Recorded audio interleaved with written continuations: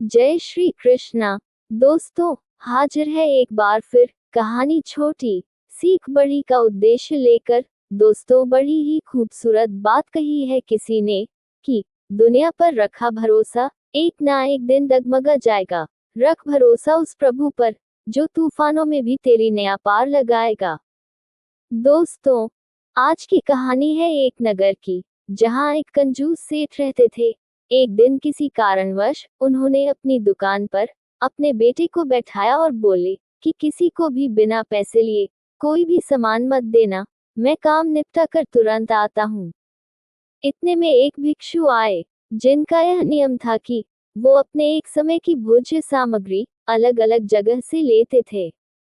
उन्होंने लड़के से कहा, बेटा जरा नमक दे दो। लड़के ने भिक्षु को डिब्बा खोलकर एक चम्मच नमक दे दिया। सेठ जी वापस आए तो उन्होंने देखा कि नमक का डिब्बा तो खुला पड़ा है। सेठ जी ने बेटे से पूछा कि बेटा, मेरे जाने के बाद क्या बेचा? बेटा बोला, एक भिक्षु जो तालाब के किनारे बनी कुटिया में रहते हैं, उनको एक चम्मच नमक दिया था। सेठ जी का दिमाग चकराया। उन्होंने कहा, अरे मूर्ख, इसमें तो जहरीला पदार्थ था। अब सेठ जी भागे भागे भिक्षु के पास गए। तब तक भिक्षु भोजन बनाकर भगवान को भोग लगाकर खाने की थाली लेकर बैठ चुके थे। सेठ जी दूर से ही भागते हुए बोलते जा रहे थे, महाराज रुकिए, आप जो नमक लाए थे, नमक नहीं था, बल्कि जहरीला पदार्थ था। कृपा करके आप ये भोजन न करें। भिक्षु महाराज बोले, भाई, मैंने तो इसका भोग भगवान को लगा दिया। अब तो ये प्रसाद है, और प्रसाद तो हम लेंगे ही, भोग लगाकर भोजन छोड़ नहीं सकते। अगर भोग नहीं लगता तो भोजन छोड़ देते, पर भोग लगाने के बाद नहीं। ये कहकर भिक्षु ने भोजन को प्रसाद समझकर खाना शुरू कर दिया। सेठ जी के होश उड़ गए। वो रात भर वहीं बैठे रहे।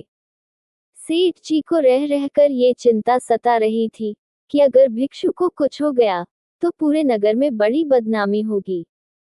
यही रुककर निगरानी करता हूँ। यदि रात में तबीयत बिगड़ी तो कम से कम वैद्य को दिखा देंगे। सोचते सोचते उनको नींद आ गई। सुबह रोज की तरह भिक्षु जल्दी उठ गए और नदी में स्नान करने लगे। सेठ जी ने कहा, महाराज, आपकी तबीयत तो ठीक है ना? भिक्षु बोले, भगवान की कृपा है। इतना कहकर वे पूजा करने के लिए मंदिर में चले गए।